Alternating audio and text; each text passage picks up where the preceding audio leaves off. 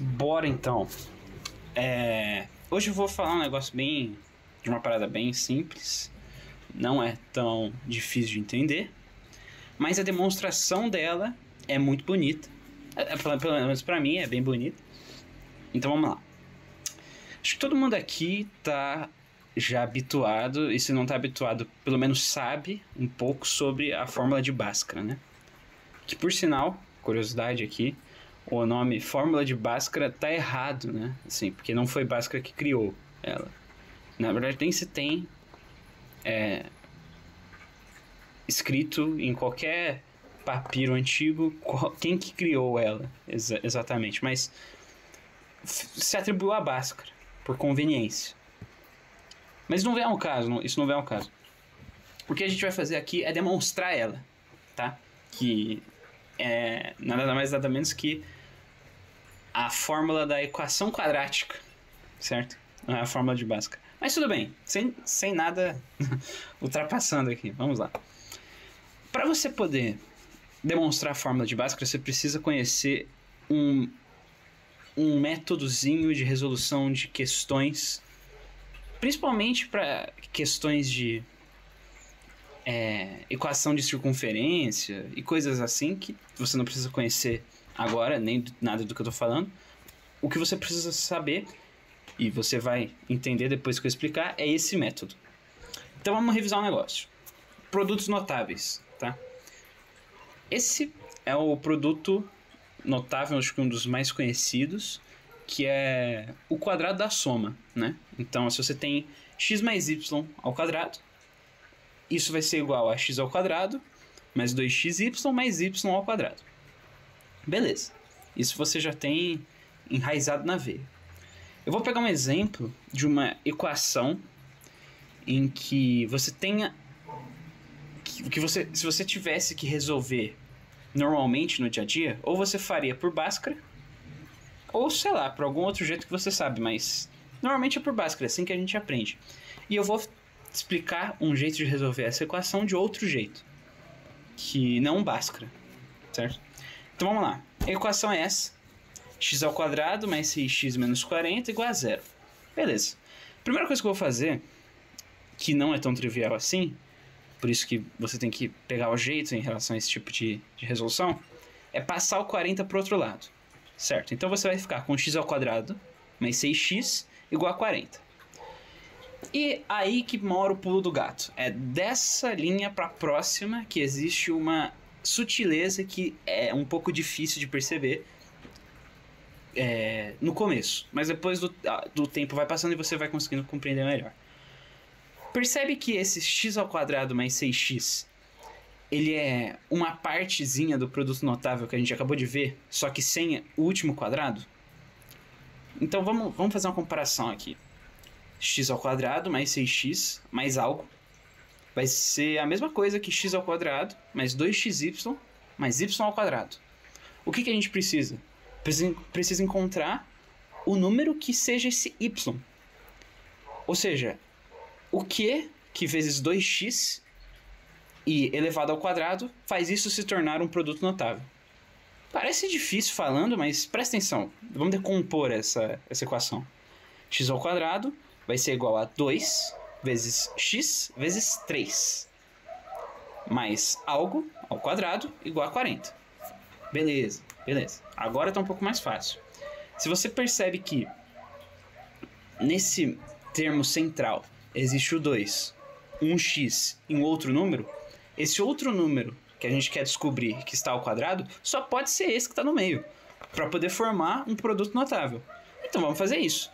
Eu vou acrescentar nesse lado esquerdo um 9, que não é nada mais nada menos que 3 ao quadrado.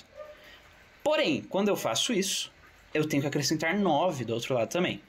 Então beleza, vamos lá acrescentar x ao quadrado mais 6x mais 9. Isso vai ser igual a 40 mais 9. Certo. Agora parece mais simples de se resolver. Você tem um produto notável, x mais 3 ao quadrado, você decompôs aquilo, forma um produto notável, isso é igual a 49. Beleza. Vou fazer algo simples, todo mundo sabe fazer. Vou tirar a raiz quadrada dos dois lados da equação.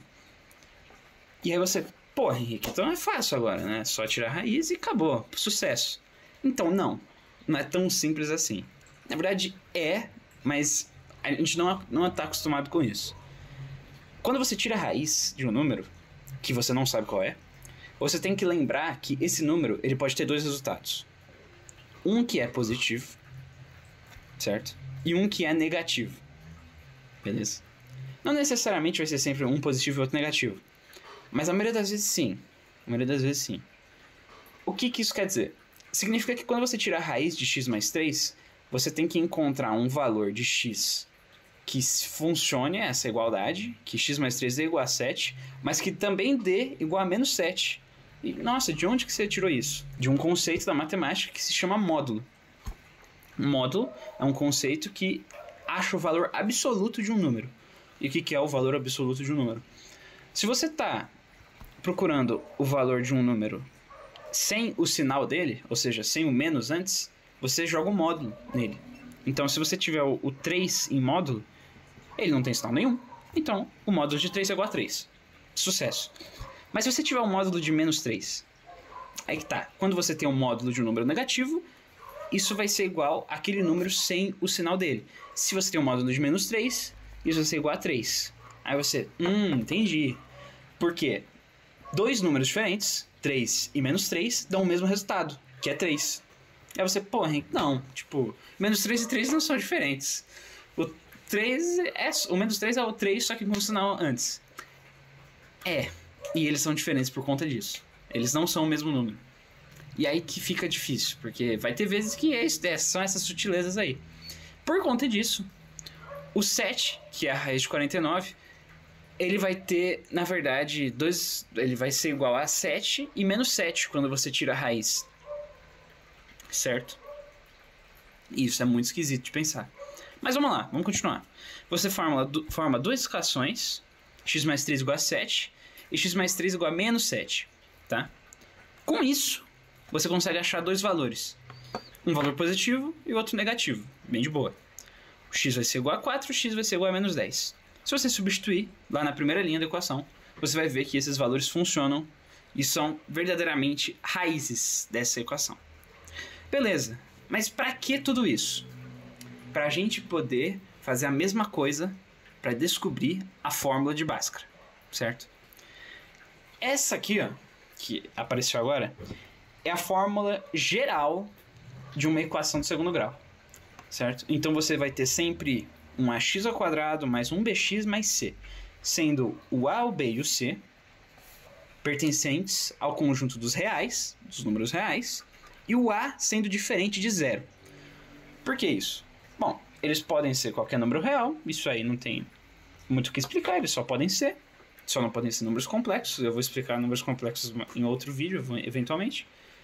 O a tem que ser diferente de zero por conta que uma equação quadrada, né, uma equação de segundo grau, ela precisa ter uma variável no segundo grau. Então, se o a for igual a zero, ela já não tem mais nenhuma variável no segundo grau, ou seja, elevado ao quadrado, não é mais uma equação de segundo grau. Então, é por isso que, somente por isso, que o a tem que ser diferente de zero.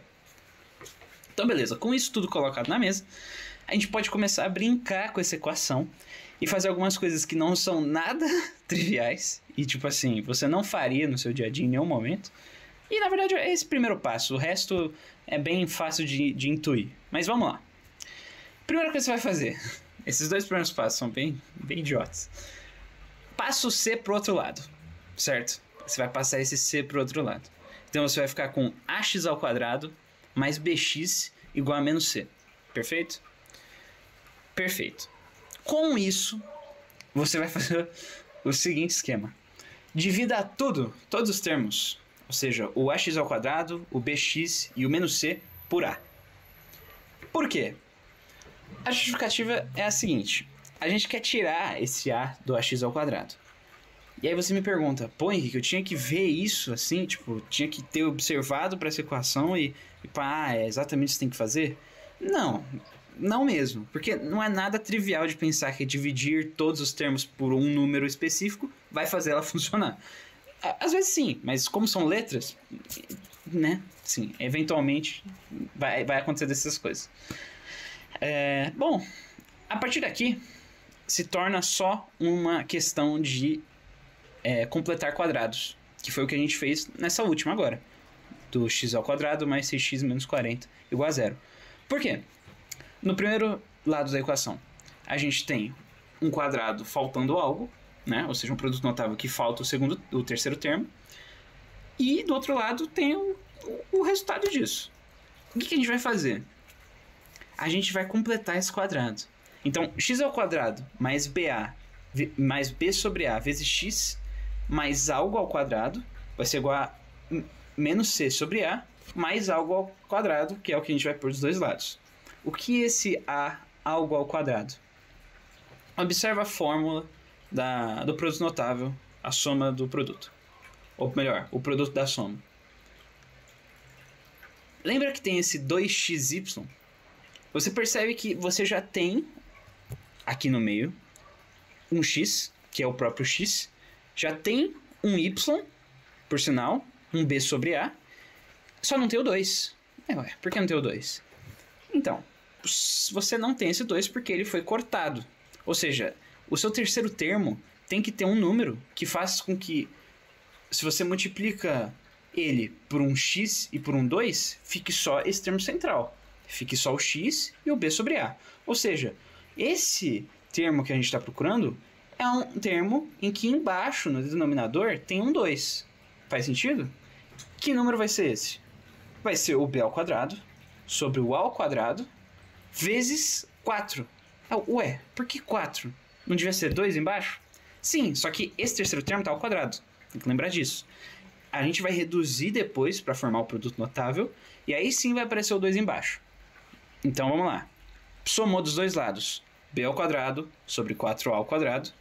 Reduziu a primeira parte da equação. X mais b sobre 2a. Perfeito. Isso tudo ao quadrado. Isso vai ser igual a b ao quadrado menos 4ac sobre 4a ao quadrado. Aí você olha e percebe que é um pouco esquisita, no mínimo, essa equação.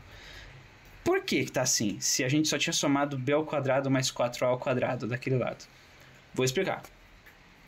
Você pega esse c sobre a e multiplica a em cima e embaixo. Vai ficar menos ac sobre a vezes a. A vezes a ao quadrado. B ao quadrado já está ali, está de boa, e ele está sobre 4a ao quadrado. A diferença do denominador do b ao quadrado sobre 4a ao quadrado para o c do ac sobre a ao quadrado é que tem um 4. Então multiplica em cima e embaixo por 4. E aí você vai ter o resultado. B ao quadrado menos 4ac sobre 4a ao quadrado. Bonito, bem simples. Agora tem o segundo pulo do gato, que é tirar a raiz dos dois lados. Você tira a raiz dos dois lados. Um lado está ao quadrado, você só corta. E o outro lado, você vai ter dois resultados. Um positivo e um negativo. Em cima você vai ter a raiz desse b ao quadrado menos 4ac. E embaixo já aparece 2a. Aqui, nessa etapa, você já consegue perceber que vai se formar a fórmula de Bhaskara. Já está aparente aqui.